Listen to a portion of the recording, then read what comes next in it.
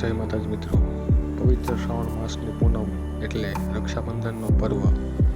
પરંતુ રક્ષાબંધન શું કામ ઉજવાય છે, તેનું મહત્ત્વ શું, કઈ કથા જોડાયેલી છે, પહેલી રાખડી કોણે બાંધી હતી, આવો જાણીએ. પુરાણો મુજબ રાજા બલિએ યજ્ઞ કર્યો, બ્રાહ્મણોને દાન દક્ષિણા આપી, ગરીબોને દાન આપ્યા. 3 દિવસ સતત યજ્ઞ, દાન, ધર્મના કાર્ય થયા. આ જોઈને ઇન્દ્રદેવને થયું, આ બલિ રાજા તેના તપથી મારું ઇન્દ્રાસન લઈ લેશે. તેથી દાનવોના રાજા બલિને આ યજ્ઞ અટકાવવા દેવો ભગવાન વિષ્ણુ પાસે ગયા, પ્રભુને વિનંતી કરી. તેથી ભગવાન વિષ્ણુએ તેમનો અવતાર ધારણ કર્યો. એ અવતાર હતો વામન અવતાર. વામન અવતારની કથા મેં આગળના વિડીયોમાં દર્શાવેલી છે.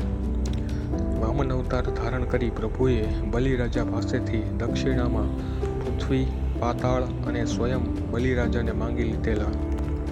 પણ બલિરાજાએ પણ જરા સંકોચ કર્યા વિના વામન રૂપી ભગવાનને સર્વે આપી દીધું. દાનવરાજ બલિની આવી ઉદારતા અને તેના તપથી ભગવાન વિષ્ણુ પ્રસન્ન થયા.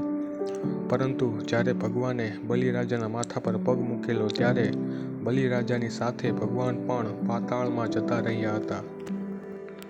ઘણા દિવસો જતા રહ્યા. વૈકુંઠમાં ભગવાનને જોયા નહીં. તેથી માતા લક્ષ્મી ચિંતિત થયા અને ભગવાનને શોધવા નીકળ્યા. રસ્તામાં તેમને નારદ મુનિ મળ્યા. નારદ મુનિએ બધી વાત કરી.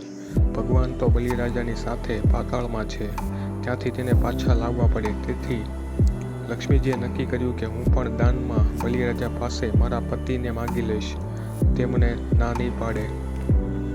લક્ષ્મીજીએ પોતાના પતિને પાછા લાવવા માટે એક સ્ત્રીનું રૂપ ધારણ કર્યું અને પાતાળમાં બલિરાજા પાસે ગયા.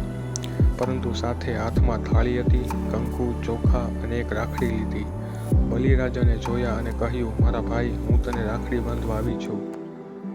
બલિરાજાએ આ સ્ત્રી રૂપી લક્ષ્મીજીને પૂછ્યું, તમે કોણ છો? માતા કહે, હું તમારી બેન બની છું.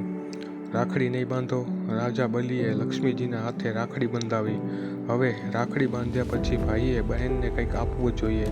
તેથી રાજા બલિ બોલ્યા, બહેન, માંગ શું જોઈએ તારે?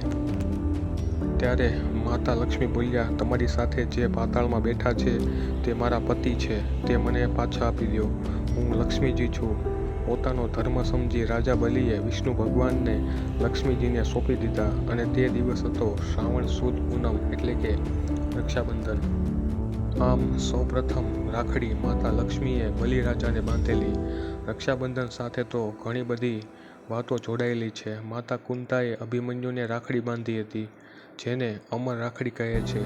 દ્રૌપદીએ ભગવાન શ્રી કૃષ્ણને રાખડી બાંધેલી.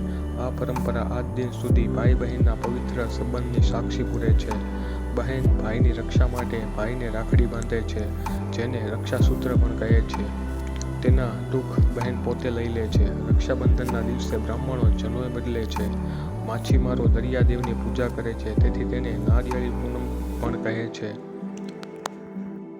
આમ રક્ષાબંધન એ પ્રેમ, આદર, કૌટુંબિક જોડાણ, રક્ષા અને સંસ્કારોનું સિંચનનો તહેવાર છે. પવિત્ર શ્રાવણ માસમાં અને સાથે પૂનમની તિથિ હોય, આથી વિશેષ આ તહેવારમાં શું જોઈએ? તેથી આપ સૌને રક્ષાબંધનની ખૂબ ખૂબ શુભકામનાઓ. અસ્તુ. જય માતાજી. અને હા, વિડીયો ગમે તો લાઈક કરો, શેર કરો, સબસ્ક્રાઈબ કરો આપણી ચેનલ જાણ્યા જેવી વાતો.